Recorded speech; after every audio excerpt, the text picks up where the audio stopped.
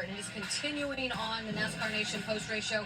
We're going to have Denny Hamlin here on set in just a few minutes, but first you can go inside the race with HBO Max, home of the NASCAR Driver Cam, presented by DraftKings Sportsbook and Straight Talk Wireless. You can access every in-car camera with real-time driver data, multi-view options, and full team audio. Yes, Parker Clearman, full team audio. Watch NASCAR Driver. I know you do. Watch NASCAR Driver Cam all season long, only on HBO Max. Danielle Trotta is standing by with one of the drivers who led a ton of laps here today at Dover. After a crazy day, Christopher Bell comes home 18th. At the end of regulation, we saw on the restart with Denny there. Christopher, what happened with that spin? Yeah, I mean, I don't know. I definitely wasn't gonna lift, and I know he wasn't gonna lift either. We were gonna race really hard and just spun out. So Dover and spinning out, I've got a problem with that. It's a bummer. The guys did a really good job, and I'm honestly proud of the effort that this team has put into trying to improve. The intermediate stuff has been a little bit hard for us, and the guys on this 20 team did a really good job of bringing really good pace this weekend, and felt like we were as strong as any of them. And we restarted on the front row with under 10 to go and had a shot at it. It didn't work out, but we got some good got a playoff point, and hopefully we can keep bringing that speed, and I'll be in contention more often. We didn't know if you were going to pit or not. We didn't know what the tire was going to do on a green racetrack. What were conditions like after the rain? I mean, honestly, it's fine. The tires fired off fine, and the concrete just being clean has so much grip that it makes up for the lack of tire grip. So it was, it was fine. Everything worked out good. I'm glad that JGR still won the race. Denny did a great job. Obviously, he always does, closing these things out. Chase got a good finish, and so great day for our company. Obviously disappointed in myself making so many mistakes, but our speed was really good, and if we can keep bringing that, we're going to be in position a lot more. You're an Oklahoma guy. We're heading to the Midwest, and the Brickyard 400 is up next in Indy. What are your thoughts about going to this historic track? Yeah, I mean, it's a big one for us for sure. So excited about a new opportunity. That's one thing I love about the sport, is that no matter what happens in the week prior, there's another one coming up. So we got 5 weeks, I guess, to try and bank as many points as we can going into the playoffs, and then you got to flip that switch. So our team, Adam Stevens, and this entire 20 group, that's one of their strengths, is turning it on when it matters the most. And so I'm looking forward to the next 5, having fun, racing for wins, and then getting serious after that. Great effort today. Thank you. Long, hot day, but Alex Bowman comes home third. You saw the two in front of you battling, making contact. What's going through your head when you're trying to chase them down? Yeah, just looking for an opportunity to get by. This place is so aero dependent that you're just looking for a hole, looking for clean air, and unfortunately we never really got clean air. We were right there. We get to second, and then we get shuffled back a little bit, but just really proud of everybody on this Ally 48 team. Blake and all the guys gave me a really good race car. Like, I don't know what more I could have really asked for without just giving me some more overall grip, which is really hard to find these days. So proud of the team. We'll keep digging at it. It's a good day for us for sure.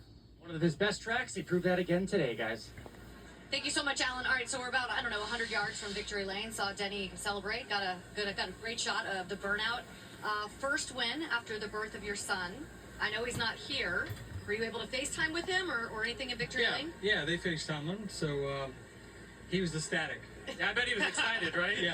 There's Knew that exactly what was going on. Yeah. You recognize Miles the Monster? No. No. Okay. I'm pretty sure he was pooping his pants while he was That's right. It's been a long day, Denny. It's been a long day. So we know you changed suits. I'm just curious. I just wanted to freshen up for victory lane. I knew it was, Did you pee in the other one? No. I didn't know. Like Parker was talking about soaking in Days like this, you sweat everything out. The only time I pee my suit is if it's chilly out. Yeah, that's a good point. And you keep the fluids in there. I was surprised. I never see you sweat, man. You get out sometimes. I usually you don't look. You don't look like you have been through a 3.5-hour cup race. I usually don't. I don't sweat a lot. I did though this race. The humidity or whatever it is here. I think because we're north, we're closer to the sun. Is that how it works? Oh my God, that's a good theory. All right, I don't know. I like your track drying theory better than that one. I will tell you. Let's move on to the racing theory, okay? You had to hold off on all those restarts and once we came back from the rain delay. Just walk us through some of them. We're going to show you the video. This is the last lap, and it just got feisty, didn't it? Did you think you were screwed here? I thought I was screwed right here. Yeah. Because he had all the momentum, and at this point, we're both running wide open. and I'm like, I have to hang on that quarter panel as hard as I can, and put the drag. And then right here, I think I'm still screwed.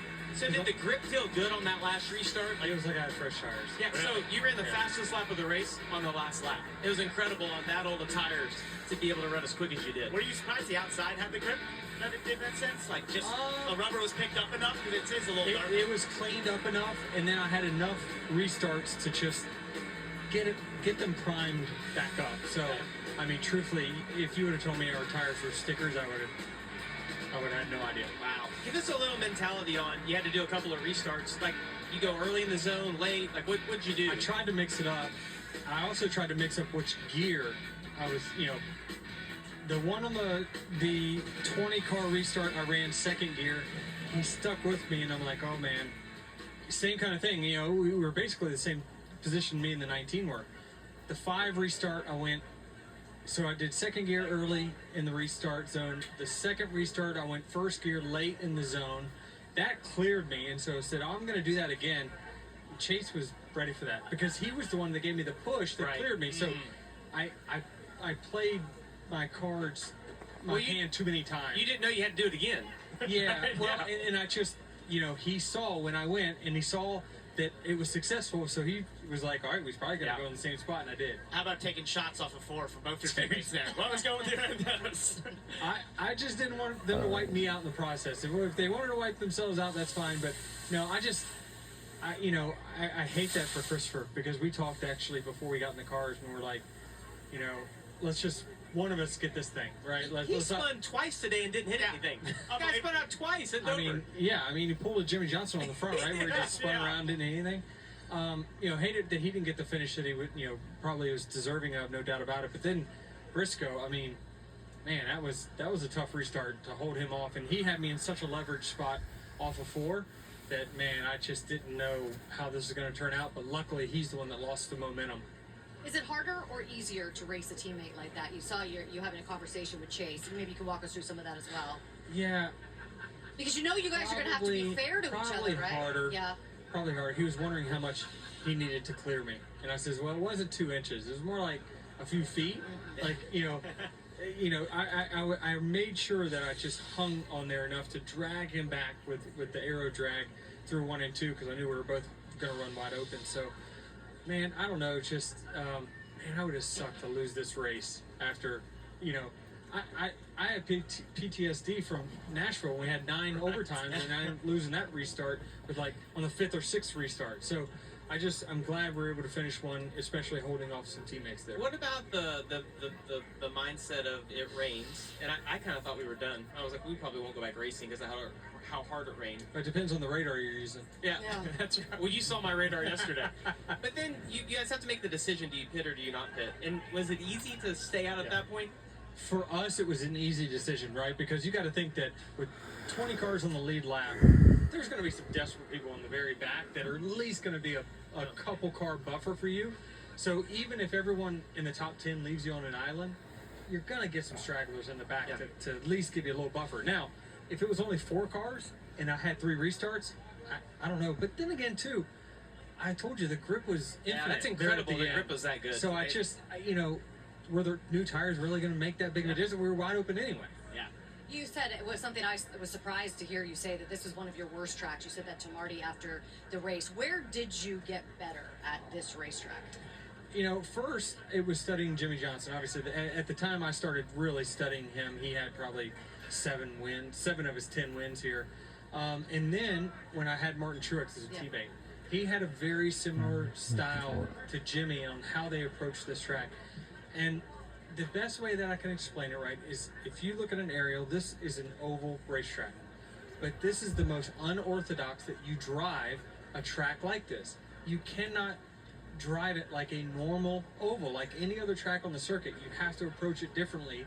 And it just took me a long time to figure that out, until I, sucked and I saw people that were doing really good, and I'm like, hey, how can I copy that? And I'm sure there's some people that are taking notes right now. It's the exact thing. I'm just, curious. I listen to your podcast all the time. We chat occasionally. I listen to yours as well. Yeah, thank you. I appreciate that. I hear it. That's why he said that. Just Yeah, so thank you. No, No, it's he my knows, head's- he he's knows shaking I'm my an head's avid big. Yeah. listener. No, it's very thankful. He's actually our one listener. But unlike you, I'm just curious.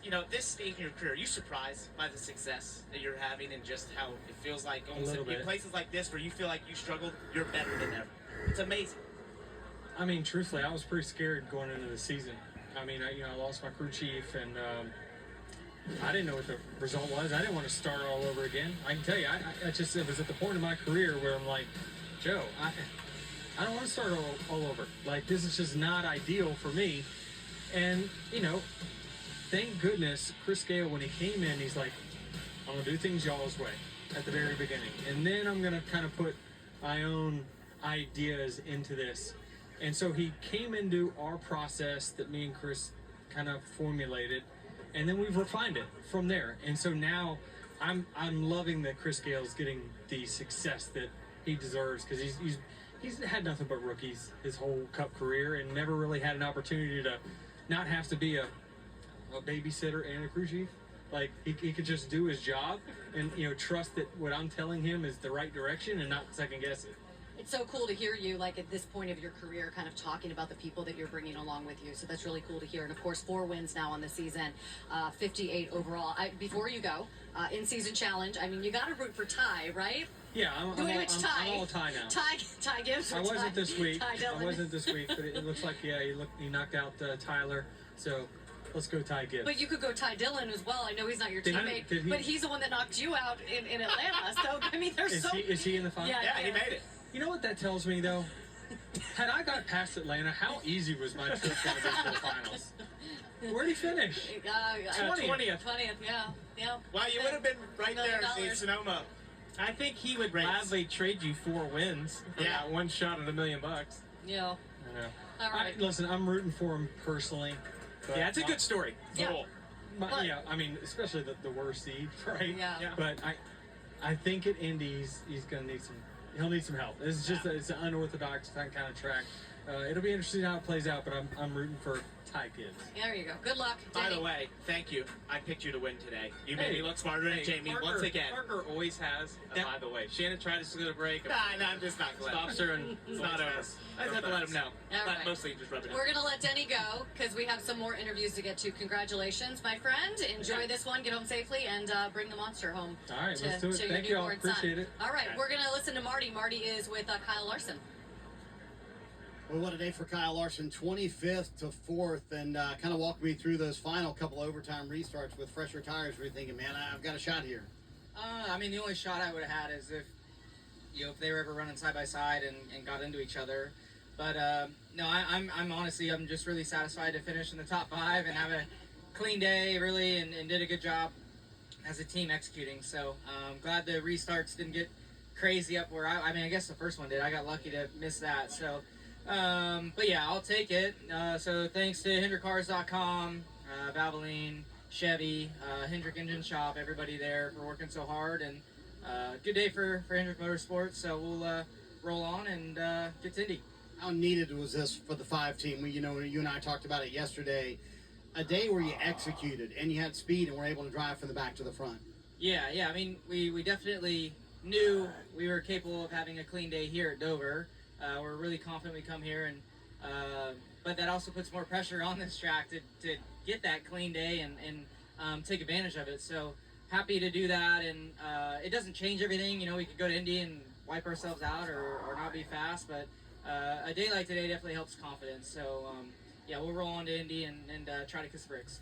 Important solid day for Kyle Larson, Cliff Daniels, and the 5 team. And he goes to Indianapolis next week as a defending winner of the Brickyard 400. All right, that was fun. Denny Hamlin on his way to continue to celebrate this victory here in Dover. We're going to go to break, but we're going to have more NASCAR Nation post-race show coming up from Dover. Oh, that must feel good. That was a good question, by the way, Parker. Oh, thank you. I loved it. All right, we'll be right back. We'll be back on the other side. Get ready for minutes first as soon as you know.